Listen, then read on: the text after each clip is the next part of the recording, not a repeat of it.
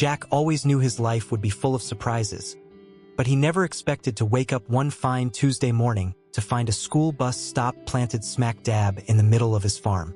Yes, his farm. The one he'd spent years cultivating with his own 2 hands. Sweat dripping from his brow as he battled the Texas sun and the occasional rogue raccoon. And yet, there it was, a shiny new bench, a garish yellow sign that screamed, "School bus stop." And just to rub salt in the wound, a trash can bolted into the ground like some kind of permanent insult. Now, Jack wasn't one to overreact. He prided himself on being a reasonable man. But as he stood there in his flannel pajamas and cowboy boots, holding a cup of coffee that was rapidly cooling in the morning breeze, he couldn't help but feel a simmering rage bubble up inside him. Who had done this? And more importantly, why? That's when it hit him. The HOA. Of course, it was the HOA. Those self-appointed overlords of suburban mediocrity who couldn't tell a tractor from a lawnmower if their lives depended on it. Jack had never been a fan of their meddling ways. They'd tried to rope him into their little club years ago when they expanded their jurisdiction to include properties near his farm. He declined politely. Well, as politely as you can when you're telling someone to get off your land before I call the sheriff. But this was a new low even for them. Jack took another sip of his coffee, now lukewarm, and stared at the monstrosity before him. The bench was already attracting flies, and the trash can looked like it had been installed by someone who thought level was just a suggestion. It was an eyesore, plain and simple. Jack decided to investigate further. He walked over to the bench, his boots crunching against the gravel path he'd laid down himself years ago. There was a laminated notice taped to the backrest because of course there was. HOA types loved their laminated notices almost as much as they loved passive-aggressive emails. The notice read, "Dear residents, in an effort to improve community safety and convenience, we have installed the school bus stop for the benefit of our children and families. We appreciate your understanding and cooperation." Understanding? Cooperation? Jack let out a bitter laugh that startled a nearby crow into flight. They hadn't even asked him. This wasn't cooperation. This was trespassing with extra steps. As Jack stood there fuming, he noticed something else. Tire tracks leading from the main road onto his property. Fresh ones. Whoever had installed this abomination had done so under cover of darkness like some kind of nocturnal landscaping ninja. Jack could almost picture it. A group of HOA members in matching polo shirts and khakis, sneaking onto his land with shovels and power tools while whispering about community values. He shook his head in disbelief. Did they think he wouldn't notice? Did they think he wouldn't care? Or worse, did they think he couldn't do anything about it? What they didn't know, what no one in this town seemed to know, was that Jack wasn't just a farmer. Oh no, Jack had another title, one that came with its own set of powers. County Zoning Inspector. That's right, the very man whose job it was to enforce land use regulations and ensure compliance with zoning laws was now staring down an illegal bus stop on his own property. The irony was almost too much to bear. Jack decided he needed answers, and fast. He marched back into his house, grabbed his phone off the kitchen counter, and dialed the number for Karen Whitmore, president of the HOA and self-proclaimed guardian of neighborhood harmony. Karen had once tried to fine Jack for letting his chickens roam too close to her backyard during a particularly spirited game of chicken tag. Needless to say, they weren't on great terms. The phone rang twice before Karen picked up. "Hello?" she said in that overly cheerful tone that made Jack's teeth ache. "Karen," Jack began, doing his best to keep his voice steady. "I just found a school bus stop on my farm." "Oh yes," Karen chirped. "Isn't it wonderful? The board voted unanimously on it last week." "Did you now?" Jack said through gritted teeth. "And did it occur to anyone on your precious board that my farm is private property?" "Well," Karen said after a pause so long you could have planted corn in it, "we assumed you'd be fine with it. It's for the children, after all." "For the children," Jack repeated slowly, as if testing out how much nonsense could fit into 3 words. "Karen, let me make something very clear. You can't just waltz onto someone's land and start building things without permission." "Oh, but we didn't build anything," Karen said brightly. "We just..." installed some improvements. Jack pinched the bridge of his nose and took a deep breath. Karen, he said finally, I'm going to give you one chance, just one, to explain how this doesn't violate at least half a dozen zoning laws.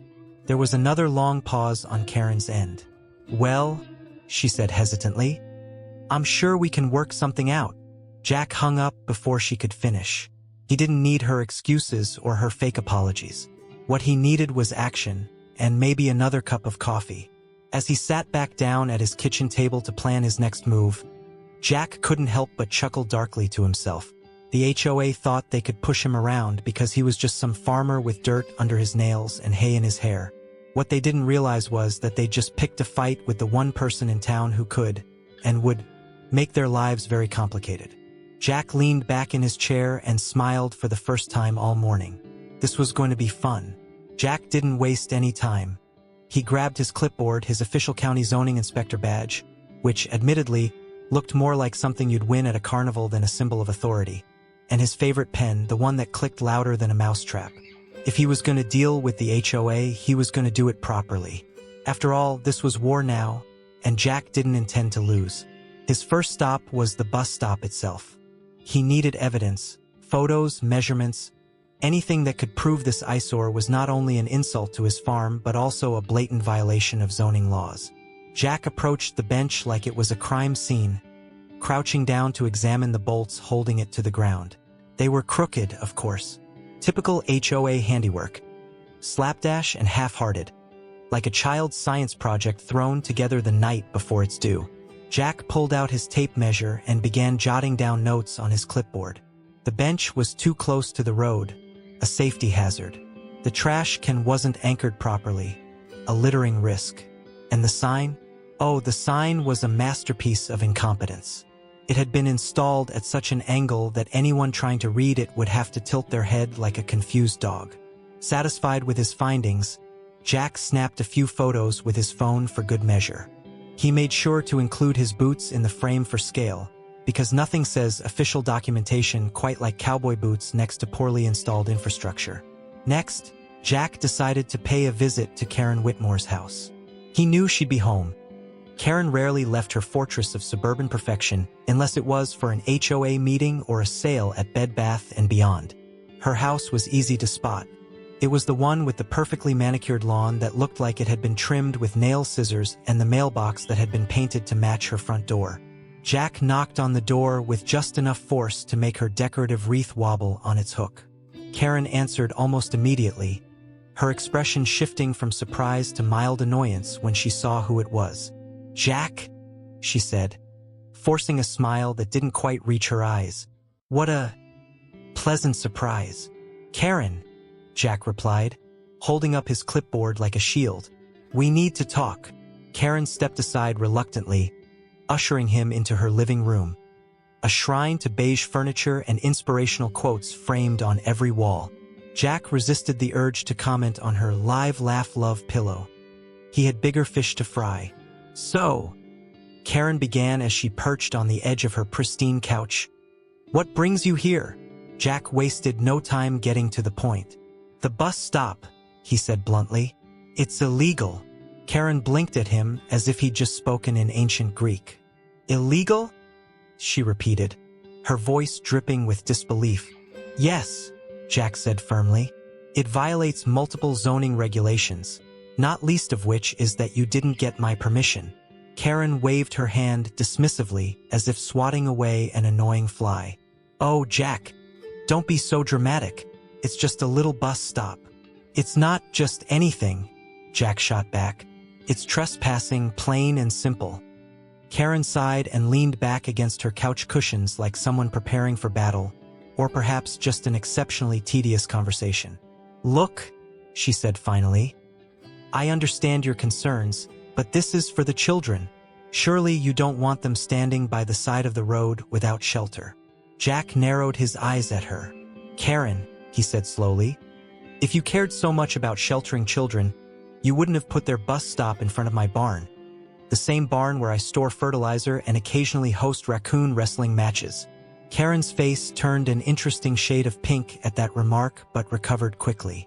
Well, she said stiffly, I'm sure we can come to some sort of compromise. Compromise? Jack echoed incredulously. The only compromise I'm interested in is you taking that thing down before I file an official complaint. Karen bristled at this threat but managed another tight-lipped smile. There's no need for complaints, she said sweetly, too sweetly. Let me speak with the board and see what we can do. Jack knew exactly what that meant. Stalling tactics while they figured out how to wriggle out of trouble without admitting fault. But Jack wasn't about to let them off the hook that easily. Fine, he said curtly as he stood up and adjusted his hat. You've got 48 hours. Karen opened her mouth to protest but closed it again when she saw the determined look in Jack's eyes. The kind of look that said, I've wrestled raccoons before. Don't test me. Jack left her house feeling marginally better but still far from satisfied. He knew Karen wouldn't act unless forced, and forcing people into action just so happened to be his specialty. Back at home, Jack began drafting an official notice of violation. A document so thorough and intimidating it could make even the most hardened bureaucrat break out in hives. He included every detail. The improper placement of the bench, the lack of permits for construction, and even the environmental impact of placing a trash can near his irrigation system, because why not? By the time he finished typing it up and printing it out on crisp legal paper, Jack felt like he'd just written his magnum opus. The next morning, armed with his notice and newfound resolve, Jack marched straight into Karen's front yard and taped it firmly onto her mailbox, right next to her matching front door paint job. As he walked away, Jack couldn't help but grin at the thought of Karen reading through all 10 pages of zoning violations over her morning coffee. This wasn't over, not by a long shot, but for now, Jack felt victorious. And victory tasted sweeter than any coffee ever could. The next 2 days were a whirlwind of passive-aggressive emails, poorly veiled threats, and a level of bureaucratic nonsense that would have made Kafka himself throw up his hands in defeat. Jack had expected resistance from the HOA, but he hadn't anticipated just how far they'd go to defend their ill-conceived bus stop. It was as if they'd declared the bench and trash can a sacred monument, worthy of preservation at all costs. Karen, predictably, was leading the charge.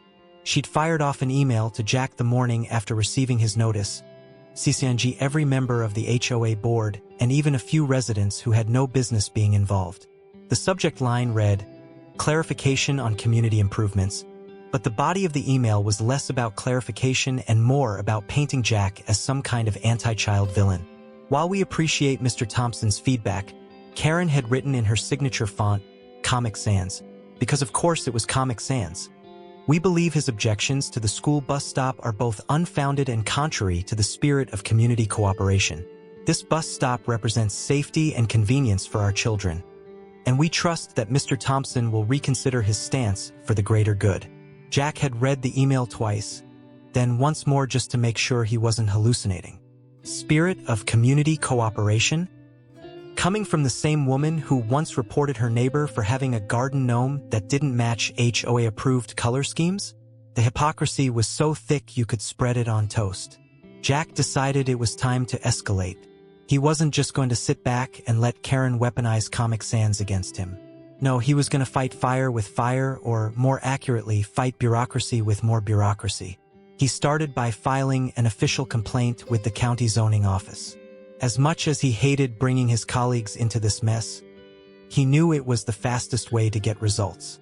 The complaint outlined every single violation in excruciating detail, complete with photos, measurements, and even a diagram showing how the bus stop's placement obstructed access to his irrigation system. Jack took particular satisfaction in highlighting how the trash can pose an imminent threat to local wildlife, knowing full well that Karen's HOA prided itself on being eco-friendly. With the complaint filed, Jack turned his attention to the residents who'd been CC'd on Karen's email. Most of them were probably blissfully unaware of what was happening. After all, HOA politics were usually about as interesting as watching paint dry, but Jack wasn't about to let Karen control the narrative. He drafted his own email, carefully balancing professionalism with just enough sarcasm to make his point clear. Dear neighbors, I hope this message finds you well.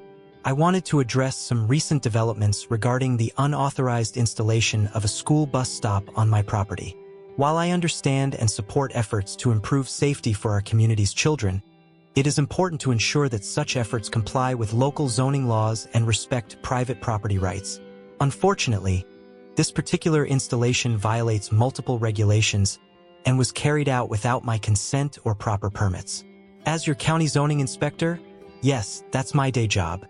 I am obligated to address these violations in accordance with county policies. I appreciate your understanding as we work toward a resolution that benefits everyone. Ideally one that doesn't involve trespassing or illegally bolted trash cans. Warm regards, Jack Thompson. Satisfied with his response, Jack hit send and leaned back in his chair. He could almost hear Karen grinding her teeth from across town. Sure enough, it didn't take long for her to respond. This time, she called him directly, probably realizing that her usual tactics weren't working. Jack. She began in a tone that was equal parts exasperated and condescending. I saw your email. Good, Jack replied cheerfully. I hoped you would. Karen sighed dramatically. Look, I think we've gotten off on the wrong foot here. We're both reasonable adults. Surely we can find a way to resolve this without involving lawyers or county officials. Oh, I agree, Jack said smoothly. In fact, resolving this is quite simple. Remove the bus stop. There was a pause on Karen's end, a long one, and Jack could practically hear her brain scrambling for a counterargument. Well, she said finally, removing it might send the wrong message to the community. And what message would that be? Jack asked innocently. That private property rights matter? That following zoning laws is important? Karen ignored his sarcasm and pressed on. What if we relocated it? Maybe somewhere else on your property? Jack laughed. A genuine belly laugh that startled his cat off the windowsill. Karen, he said once he'd caught his breath, the only place you're relocating that bus stop is off my land entirely. Karen muttered something under her breath that sounded suspiciously like an insult but quickly switched tactics. Fine, she said tersely. If you're going to be difficult about this, we'll take it up with our legal team. Jack grinned at her attempt at intimidation. He knew full well that the HOA's legal team consisted of Bob Henderson, a retired divorce lawyer who spent most of his time golfing and complaining about property taxes. Go ahead, Jack said casually. But just so you know, I've already filed an official complaint with the county. The silence on Karen's end was deafening. You what? She finally sputtered. You heard me, Jack said smugly. And since I'm also the one who enforces those complaints, I'd say your chances aren't looking great. Karen hung up without another word. Jack set down his phone and allowed himself a moment of triumph. He knew this wasn't over, not yet, but he also knew he had the upper hand now. The HOA could huff and puff all they wanted. At the end of the day, they were no match for someone who understood both farming and zoning laws. As Jack poured himself another cup of coffee, his third of the day, he couldn't help but chuckle at how absurdly satisfying this whole ordeal had become. Who would have thought that fighting an illegal bus stop could be so entertaining? With any luck, things would only get more interesting from here. The HOA, true to form, did not take Jack's complaint lying down. Within 24 hours of Karen's abrupt phone call, Jack received a certified letter from their so-called legal team. He opened it at the kitchen table, sipping his coffee with the kind of calm that comes from knowing you're about to read something utterly ridiculous. And ridiculous it was. The letter began with an overly formal salutation. Dear Mr. Thompson, as if they hadn't just spent the last week passive-aggressively calling him a menace to society. It went on to accuse Jack of obstructing community progress, undermining public safety, and, his personal favorite, creating unnecessary hostility through excessive enforcement of zoning regulations. Excessive enforcement? Jack chuckled to himself. That was like accusing a firefighter of being too enthusiastic about putting out fires. The letter concluded with a thinly veiled threat. If Jack didn't withdraw his complaint and allow the bus stop to remain, the HOA would pursue legal action against him for damages. Damages? What damages? Had someone tripped over the crooked bench and sprained their sense of entitlement? Jack folded the letter neatly and set it aside. He wasn't worried, not even a little. If anything, he found the whole situation increasingly entertaining.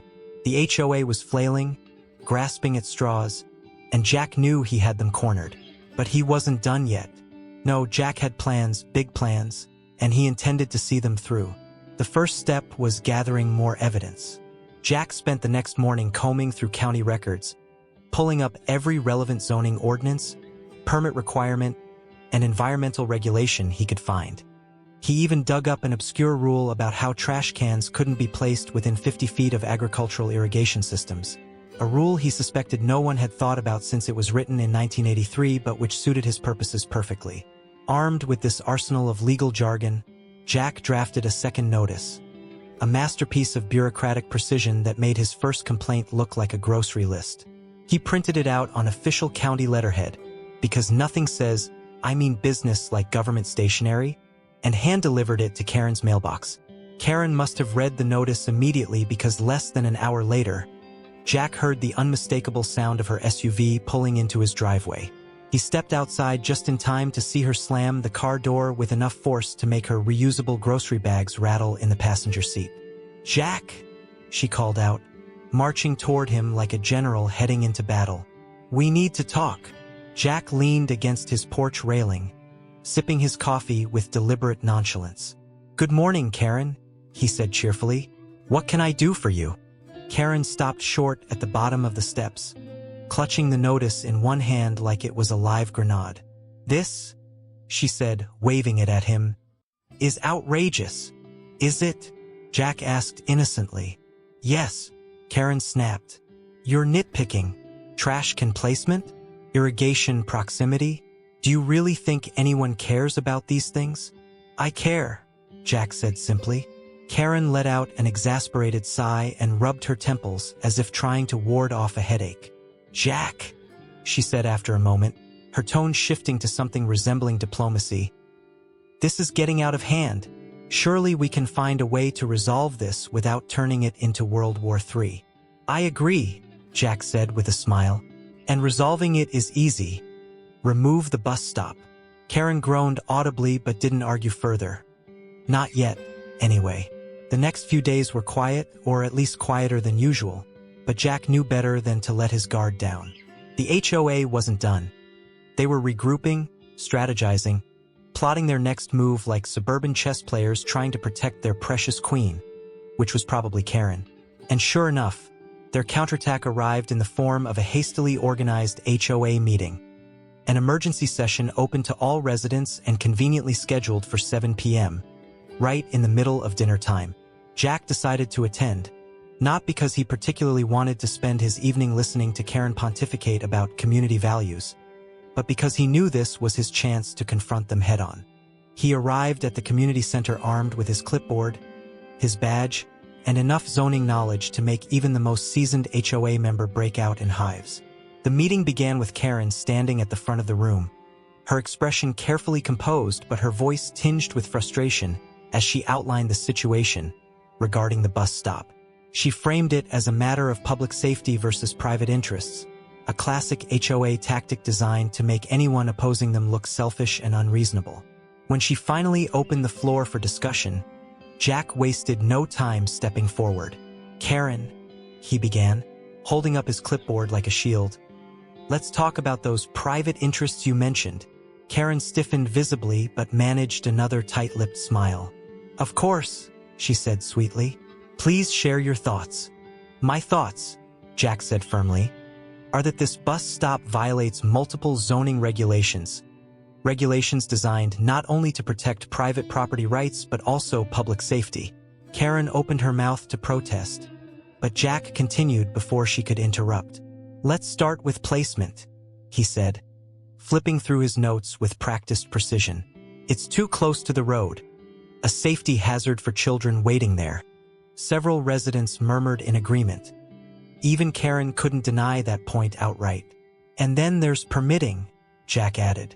"You didn't apply for any permits before installing it, which means you bypassed both county approval and public input." More murmurs followed, this time louder and more pointed. And finally, Jack concluded with a flourish, "There's environmental impact. The trash can alone poses risks to local wildlife and my irrigation system. By now, half the room was nodding along while Karen looked increasingly cornered. Well, she said after an awkward pause, her voice strained but still attempting diplomacy. I'm sure we can address these concerns. No need, Jack interrupted smoothly. The solution is simple. Remove it. Karen stared at him for what felt like an eternity before finally conceding defeat, or at least partial defeat. We'll discuss options with the board, she muttered reluctantly. Jack smiled triumphantly as he stepped back from the podium. A small victory, but one that tasted sweeter than any coffee ever could. The HOA board met the following day, huddled in Karen's living room as if they were plotting a military coup. Jack wasn't invited, of course, but he didn't need to be. He knew exactly what they were discussing. How to save face while quietly dismantling the bus stop without admitting they'd been wrong. It was a classic HOA move, retreat under the guise of compromise, then act like the whole thing had been their idea all along. By mid-afternoon, Jack noticed activity near the bus stop. A couple of workers in neon vests had shown up with tools, looking about as enthusiastic as teenagers at a family reunion. Jack watched from his porch, sipping his coffee like a king surveying his domain. He didn't need to intervene. The sight of those workers unscrewing bolts and hauling away the trash can was satisfaction enough. But Karen wasn't going to let him have the last word, not without one final attempt at salvaging her dignity. That evening, she showed up at Jack's door, clipboard in hand and a strained smile plastered across her face. Jack, she began, her tone overly pleasant. I just wanted to let you know that the board has decided to relocate the bus stop. Jack raised an eyebrow. Relocate it where? Karen hesitated for a fraction of a second, just long enough for Jack to know she was about to spin some kind of nonsense. Closer to the main road, she said finally. It's a more central location. Central, Jack repeated, his voice dripping with sarcasm. You mean not on my property? Karen's smile tightened. Precisely. Jack nodded slowly, savoring the moment. Well, I appreciate your cooperation, he said, deliberately echoing the language from her earlier emails. Karen's eyes narrowed slightly at that, but she managed to maintain her composure. Of course, she said through clenched teeth. We're always happy to work with our community members. Jack almost laughed out loud at that, but decided to let it slide. He'd won, after all. There was no need to rub salt in the wound. At least not yet. The next morning, Jack woke up to find his farm blissfully free of unwanted infrastructure. The bench was gone, the trash can had disappeared, and even the garish yellow sign had been removed as if it had never existed. It was as though the whole ordeal had been a bizarre fever dream, except for the fact that Jack now had an inbox full of emails from grateful neighbors who'd finally seen Karen and her HOA cronies for what they were. One email in particular stood out, a message from Bob Henderson, the HOA's so-called legal advisor. It was short and to the point. Jack, I just wanted to say thank you for standing up to Karen and the board. They've been running this HOA like a dictatorship for years, and it's about time someone put them in their place. If you ever need legal advice, or just want to grab a beer, let me know. Best regards, Bob. Jack chuckled as he read it. Bob had always seemed like a decent guy. He probably got roped into HOA politics because he couldn't say no to Karen's relentless badgering. Still, it was nice to know he wasn't alone in his disdain for their antics. Feeling particularly magnanimous, Jack decided to celebrate his victory by hosting a small gathering for his neighbors. A chance for everyone to relax and enjoy some good old-fashioned Texas barbecue without worrying about whether their lawn ornaments were HOA approved. He sent out invitations that afternoon and spent the next few days preparing. Marinating ribs, baking cornbread, and even setting up a makeshift stage for live music, courtesy of his cousin Earl and his questionable banjo skills. The barbecue turned out to be a roaring success. Dozens of neighbors showed up, some out of curiosity, others out of sheer relief that someone had finally stood up to Karen and her ilk. People mingled around picnic tables piled high with food, swapping stories about their own run-ins with the HOA while Earl plucked away at his banjo in the background. Karen didn't show up, of course, though Jack did spot her peeking through her curtains at one point, looking thoroughly annoyed by all the laughter and music drifting down the street. As the sun set and fireflies began to dance in the warm evening air, one of Jack's neighbors raised a toast in his honor. "To Jack," she said with a grin, holding up her glass of sweet tea. "The man who proved that sometimes you just have to fight fire with zoning laws." Everyone laughed and clinked their glasses together while Jack tipped his hat modestly. "Well," he said with a twinkle in his eye, "I couldn't have done it without all of you, or without Karen giving me so much material to work with." The crowd erupted into laughter again as Earl launched into an impromptu rendition of the Battle Hymn of the Republic on his banjo. By the end of the night, Jack felt more at peace than he had in weeks. The bus stop was gone, his farm was back to its former glory, and Karen's iron grip on the neighborhood had been loosened, if only slightly. It wasn't just a victory for him. It was a victory for everyone who'd ever felt steamrolled by petty bureaucracy. As he sat on his porch later that night, watching the last few guests wander home under a canopy of stars, Jack couldn't help but smile. Sometimes revenge wasn't just sweet, it was downright delicious.